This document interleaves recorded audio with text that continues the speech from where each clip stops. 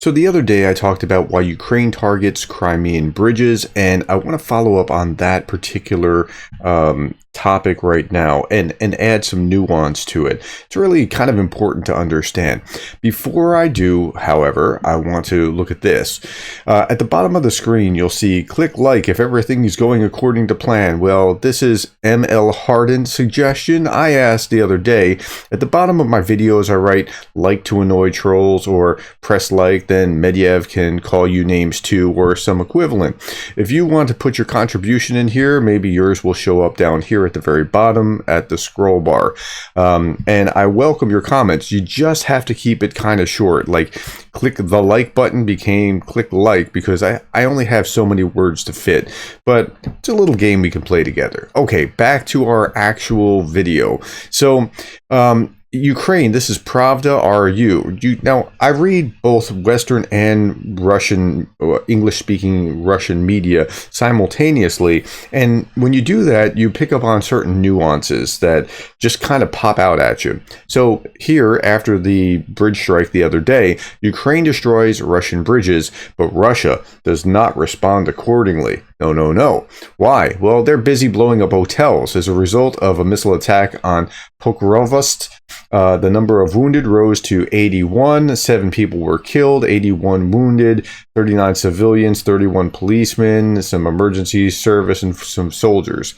12 high-rise buildings were damaged. So the Russians are far more interested in targeting civilian population with terror attacks than legitimate terror attacks in this time, war crime kind of terror attacks, than actually targeting infrastructure. So here, let's look at this. This is one of the holes in the bridge. Armed forces of Ukraine destroyed bridges leading to Crimea. On Sunday, the armed forces of Ukraine launched Storm Shadow missiles, or their French analogs, Scalp cruise missiles, the strikes of 2 bridges. And they listed 2 bridges. These 2 bridges connect Crimea with mainland Russia. Well, why were they doing that? Well, I talked in this video about what was going to happen, and I used Denis Davdov's explanation. I'll come back to that. But we'll talk about why they did this in just a moment. And Jake Bro just talked about this, amplifying it. And I'm going to show you a small clip from him as well. The acting governor, Vladimir Salado, said that the gas pipeline from the Strekhovsky field to Gerdes was damaged. According to Salado, the armed forces of Ukraine deliberately staged another provocation. Okay. Anytime that the Ukrainians do anything to strike back, it's a provocation. But when the Russians do anything far worse to Ukraine, it's always part of a special military operation. Can't have it both ways. So a blogger analyzed the consequences of the attack. A pontoon bridge was prepared to arrange traffic literally within an hour. So they're going out of their way to highlight that see, nothing really happened here. No, something really did happen here. And it was pretty pinpoint here. Look at this. Look at the center of the highway. Somebody pointed this out in the comments, and I thought, yeah, there is something to that. Now, I thought, oh, this is too close to here. Maybe this isn't good. There's probably a reason that it's here, right? But it's pretty pinpoint kind of strikes. Okay, he also pointed out that one rocket deviated from the course and did not hit the bridge. This detail speaks of the ability of Russian electronic warfare systems to divert missiles from the trajectory. Sometimes what they say actually is true, even though they didn't mean it like that. This detail speaks of the ability of Russian electronic warfare systems. Yeah, they can hit about 25%. That's what he actually said. So, okay. However, the bridge across the Dnieper River remained intact. It's not clear why the Russian armed forces do not use this successful tactic.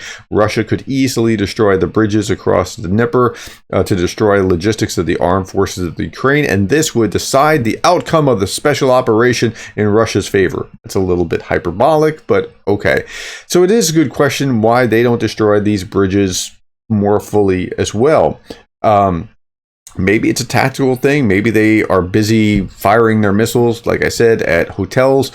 I'm not exactly sure. But Denis Davdov called it, and I'm going to show you this in just a moment. Here's Jake before we show you Denis Davdov. Here's about 2 minutes of Jake. And Ukraine has been going after bridges the last couple days. Ukraine's summer offensive update, bridges and bases bombed.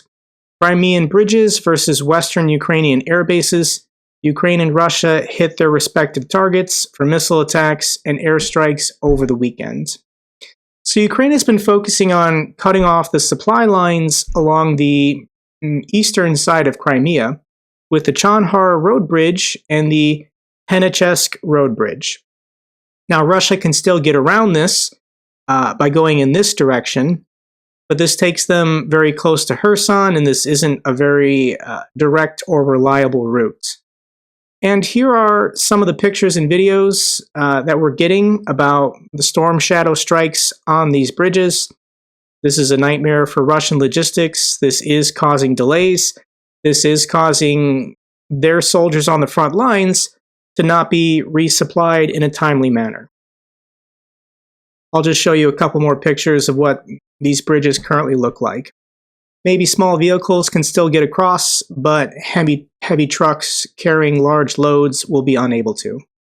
The Institute for the Study of Warfare does believe these bridge attacks are causing significant disruptions to Russian logistics, but there might be a secondary objective Ukraine is trying to achieve. Now, before we go to the secondary objective, let's look at the ISW's assessment. Russian forces and occupation administrators continue to seek to mitigate the impact of recent Ukrainian strikes on logistics nodes along the Russian ground lines of communication. So they now have to scramble because Ukraine just gave them a headache by doing what they did to these bridges. Ukrainian strikes on the Chandahar and Henechsk bridges were intended to specifically target Russian plans and strategies and inhibit the ability of Russian forces to bring supplies and personnel to the front. That's exactly what we said the other day. When you cut them off, now they only have this one route, and going over the Kerch Bridge is becoming increasingly problematic as they're worried about drone attacks and that sort of thing. Now I'm recording this on Wednesday, August 9th, and the Kerch Bridge was suddenly closed again just 4 hours ago, simultaneously with smoke in Sevastopol. We don't know exactly what that is or how big this is, but they're getting pretty jumpy about closing the Kerch Bridge.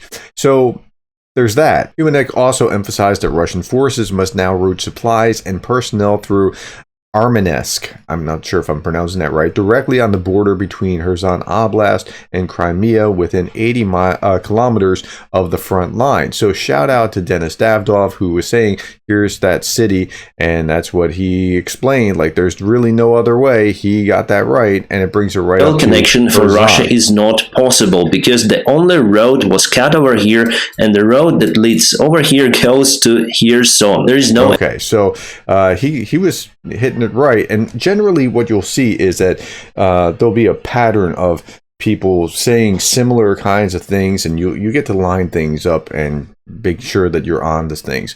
Okay, Russian mill bloggers. Now this is the last interesting thing from the ISW, and then we'll shift back to Jake, and then we'll look at one more thing and we'll be done. Russian mill bloggers notably did not comment on the aftermath of the strikes on August 7th. Further supporting the ISW's previous assessment that Russian officials may have directed Russian correspondents not to offer commentary on Ukrainian strikes on Russian logistics nodes in Crimea to avoid generating panic within the information space. Well, that's really interesting, and it's kind of like the other day I talked about this, where when we saw the drone strikes in Moscow, I was asking, like, why are they being so quiet? It's just something's weird. Like, you had a sixth drone attack, a fifth drone attack, and six, and they weren't really saying anything. They were burying it. Well, they bury things when they don't want it to be a big story. They're not trying to say terrorist attack, terrorist attack, terrorist attack. They're trying to just kind of smooth over what actually happened. Okay, let's go back to Jake and let him give the other side of this, because now we know that Crimea's logistics have been ravaged. The water from the Novakova Dam is now running out, so they're going to have a problem with supplying water there anyway. It's going to be harder to get civilians out of the peninsula, as well as move military, but there might be something more to it, and this is what Jake has brought to the fore. Here's an interesting theory I want to share from Thomas Theiner. Hitting the bridge at Henechsk isn't about Russian logistics. It is about closing down escape routes for the Russians in the south before Phase 2 of the Ukrainian offensive begins. The aim is to force fleeing Russians to move along the small roads towards Chaplinka, which will create giant traffic jams. Ukrainian troops will race to take Chaplinka and then use artillery, gimlers, and cluster munitions to strike the Russians, turning these roads into roads of death. So yeah. So there is something to that, and I think that could actually happen, and that could be part of the puzzle. I was thinking more in terms of just cutting off Crimea itself. If you can cut it here and cut it here, now you've got it bottled up, but that's interesting if you could cut it off here so that now there's like nowhere to go, and that could very well be what's going on. We'll keep an eye on that and see how that goes. Okay, last little bit, just to show you where these were. Again, Kerch Bridge we know about, and we know what that is. Here are the more recent attacks, and this is the only real way out. If they want to resupply things. So it's really created quite a headache for the Russians. Okay, last thing I want to show you is that there's a executive order by Vladimir Putin on improving public administration in tourism and tourism operations. I'm not going to go into the order. It's only a paragraph long, but Putin, if you're listening, I have some suggestions of how you can increase tourism, but you might not like it. Okay. So that's all that I have for today. Thank you for the likes, the shares, the subscribes, and thank you for being the kind of person that cares about Ukraine.